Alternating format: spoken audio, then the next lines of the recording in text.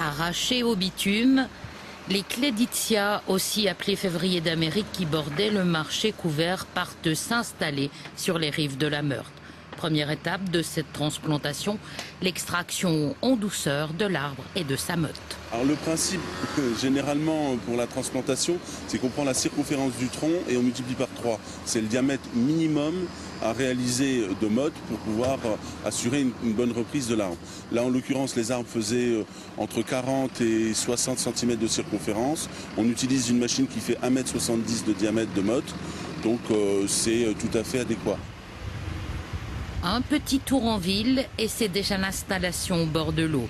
Opération délicate, mais l'arbre qui a poussé dans un environnement urbain devrait trouver ici tout ce qu'il lui faut pour s'acclimater.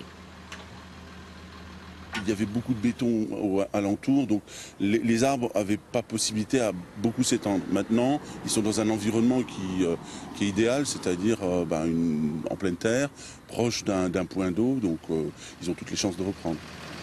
Les transplantations permettent de sauvegarder le patrimoine arboré, d'autant que d'autres arbres seront replantés place du marché. Elles présentent aussi un intérêt économique. En pépinière, ces févriers d'Amérique coûteraient entre 2 000 et 3 000 euros. Leur transplantation revient 4 fois moins cher.